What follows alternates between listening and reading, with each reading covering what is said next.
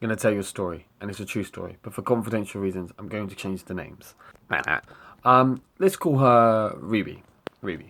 Ruby had a Facebook page, Ruby's Pet Care Services. Basically, she looked after people's pets. So if you were away on holiday, or you had some event to attend, or a wedding, or funeral, whatever it might be, and you didn't want to leave poor old Buddy alone, she would come and look after him for a fee. Really quite cheap fee too. She was really fairly priced, which is one of the reasons which made her business attractive.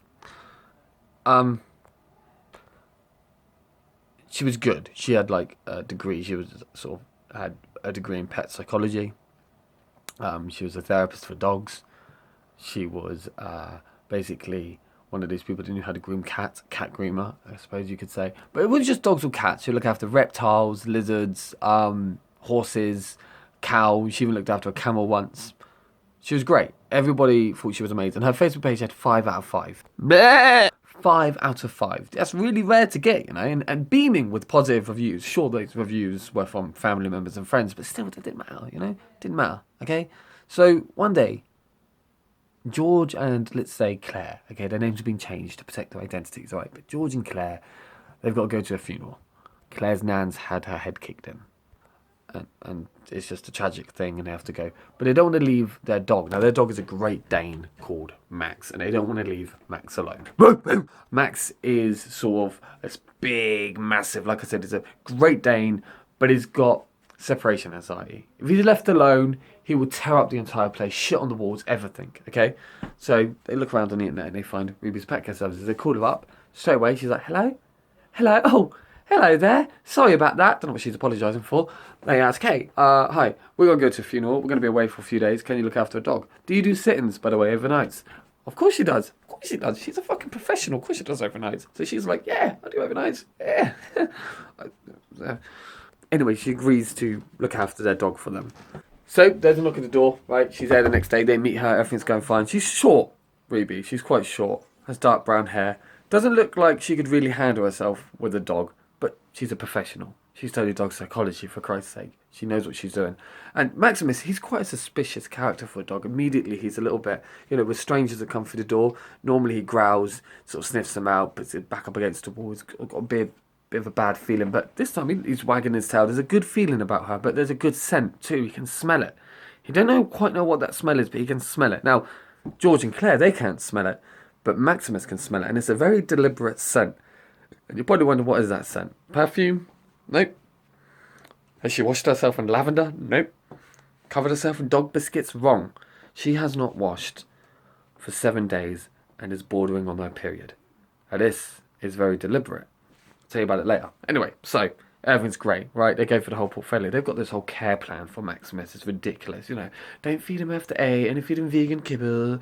Make sure that you groom him this way, not that way. He doesn't like being spoken down to. You have to get on his, all that sort of shit, right? Anyway, so they leave. What happens afterwards is where it gets really, really dark. She checks that they've left. She double checks. They're driving down the road, it's all gone. And then she just gets naked. Butt-ass naked. And she starts crawling around on all fours like a dog. She put her butt in the air and everything. And she hasn't wiped her bum. Her bum is shitty. There is shit in her bum. She's done a fresh shit that morning. And sort of like she's got that rustic leak you get when you're just about to have your period. And that's sort of dribbling down her thighs a bit. It's disgusting. But what you don't know, dogs are actually attracted to that smell. So dogs love that smell. It's a very, they enjoy the smell of something. So basically, I'll cut to the chase. What Ruby does is she looks after people's pets, and when they're gone, she lets them fuck her in the ass. But there's a process to it, okay? You don't just get a dog to fuck you in the ass. That's not how it goes down, okay? Ruby is like I said, she's a professional. She's committed, okay?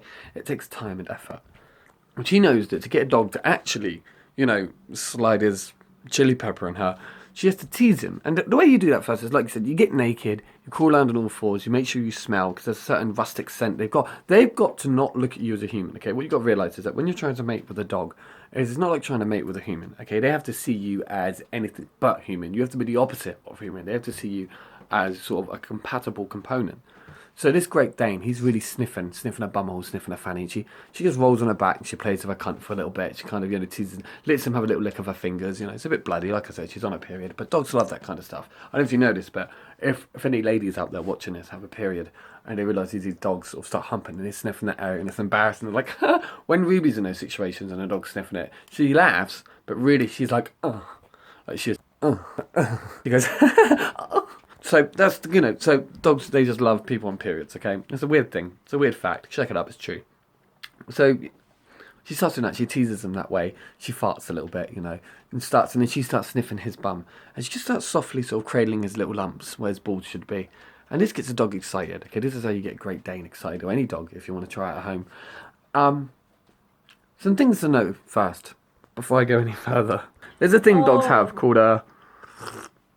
First, I know what you're thinking. How can a dog's penis be enjoyable? Well, a dog's penis, unlike a human penis, swells when it's inside. Okay, it actually expands and grows bigger than how it looks. Some dog penises, by the way, they far exceed the average length and shaft of a normal man's penis. It's not just that they sort of expand; it's the fact that they come already pre-lubricated and ready for action. They last a lot longer too. But the problem is, dogs have this thing called a knot, which is basically where the penis and the testicles sort of begin and end, sort of.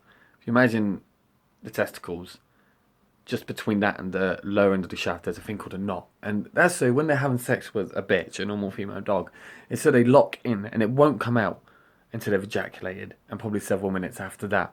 Trying to rip that out while having sex would be very damaging to the vagina and could potentially cause lethal harm to both you and the animal. Ruby knows that, she's a professional. But what she didn't know was, as she was on all fours, letting the Great Dane sniff her around, swallowing, licking, tasting her farts, all that kind of stuff. When she leapt on the bed and he mounted her and he slipped it in and she liked it, she was she loved it. What she didn't know was that George and Claire were coming back. They forgot, of all things, they forgot their hat, their funeral hat. Every funeral you go to, you have to wear a hat, and Claire forgot her hat. So while she's on all fours and the dog's doing her, there's a jingling and a jangling at the door. And Ruby, she freaks the fuck out. She realises someone's coming in. And she tries to pull Maximus out. Remember the knot. You can't just pull the dick out. And this makes Maximus angry, which it would. You should never, by the way, when having sex with a dog, you should never... If you're going to do it, you have to be fully committed. Because the moment you stop midway, the dogs can get very aggressive. In this instance, exactly what happened. Maximus got very aggressive and sunk his teeth into the back of Ruby's neck and punctured an artery. Ruby let out a big scream and the doors opened. And as the door opened, as Claire walked in, there she saw Maximus literally mauling Ruby to death with his dick in her ass. It was a horrific sight.